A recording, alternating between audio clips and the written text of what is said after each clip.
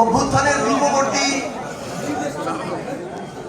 ফ্যাসিবাদ বিরোধী লড়াই এবং অভ্যুত্থানের সময় এবং অভ্যুত্থান পরবর্তী সময়ে আমাদের আপসীর নেতা, আমাদের মুখ্য সমন্বয়ক জনাব নাসিরউদ্দিন পাটোয়ারি বক্তব্য দেওয়ার পর আমি ভাবছিলাম আমি আসলে যাবো কিনা মঞ্চে,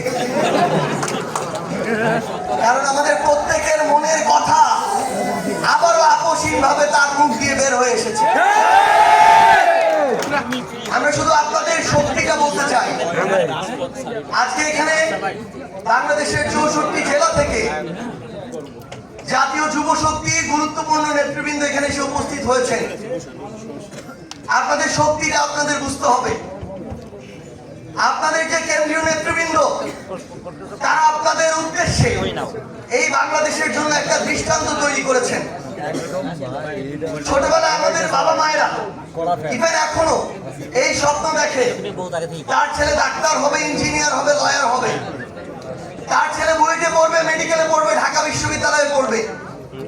আপনাদের এমন একজন নেতৃত্ব, আপনাদের এমন সংগঠনের নেতৃত্ব যেই সংগঠনের আহ্বায়ক ঢাকা বিশ্ববিদ্যালয়ের আইন বিভাগ থেকে পড়াশোনা করেছেন, আপনাদের সদস্য সচিব মেডিকেল থেকে পড়াশোনা করেছেন, আপনাদের মুখ্য সংগঠক বুয়েট থেকে পড়াশোনা করেছেন।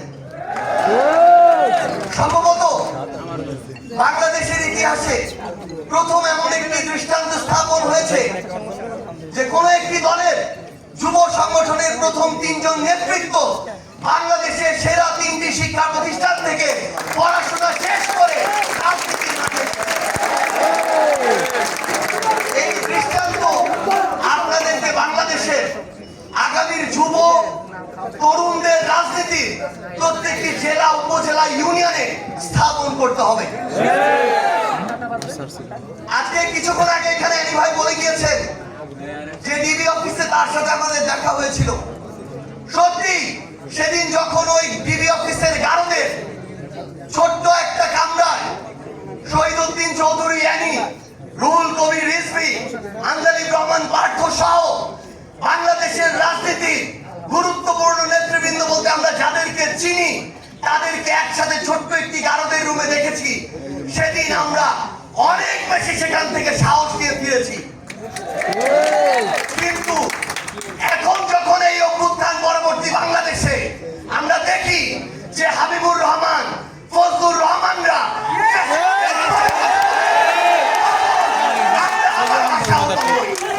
আমরা বিশ্বাস করি তারা শুধু 2 জন ব্যক্তি, তারা কোন দলের প্রতিনিধিত্ব করে না। আমরা বিশ্বাস করতে চাই তাদের এই টোনের বিরুদ্ধে ব্যবস্থা নিয়ে জাতীয়তাবাদের শক্তি বিএনপি দেখিয়ে দিবে তারা কোন ফ্যাসিবাদের টোনকে আর জায়গা দিবে না। আমরা যখন ছোট ছিলাম, স্কুল, কলেজ, বিশ্ববিদ্যালয়ে পড়তাম, আমরা দেখেছি ওই জেলখানা থেকে বের হয়ে কিভাবে বুক টান করে, সিনা টান করে এই শহীদউদ্দিন চৌধুরী অ্যানিরা সামনে ওই আদালতের সামনে হাজিরা দিতে যেত।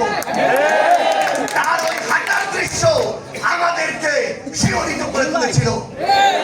কিন্তু আমরা যখন দেখি আমরা একটা অন্যায়ের প্রতিবাদ করলে, আমরা সত্যি কথাটা তুলে ধরলে, আমরা যখন যৌক্তিকভাবে সমালোচনা করি, তখন আমাদের বিরুদ্ধে 10 কোটি টাকার মানহানির মামলা দেওয়া হয়।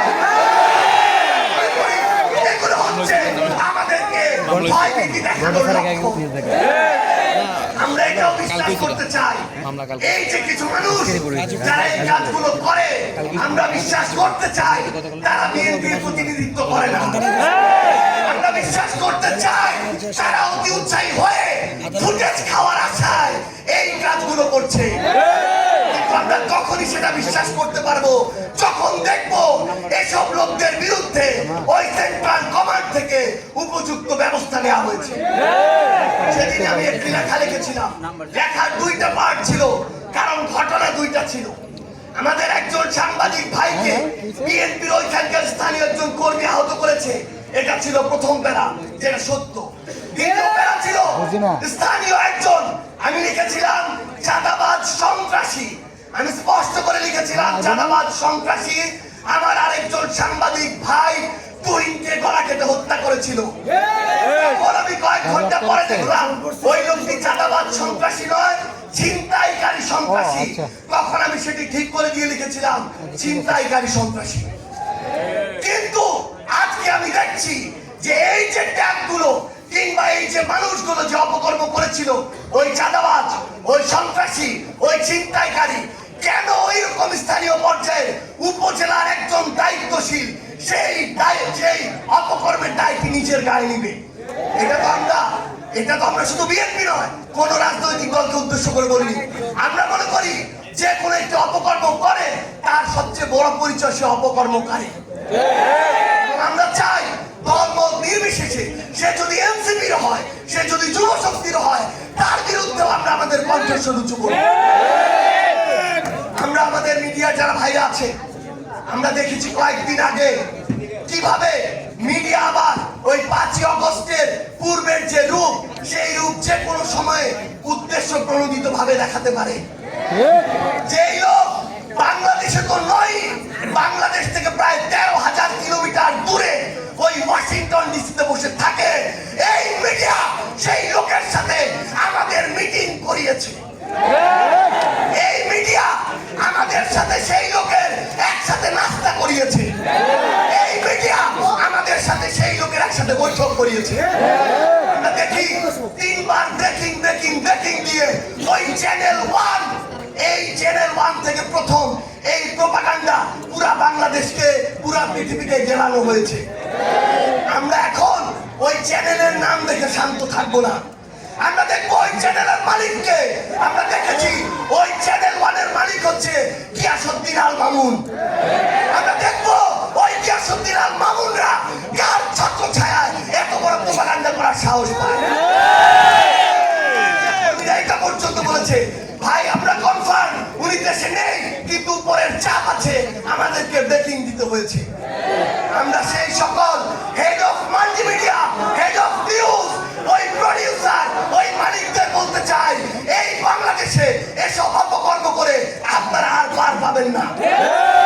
আর আমরা ছাড় দিব না, ওই গোড়ায় দিয়ে আমরা হাত দিব।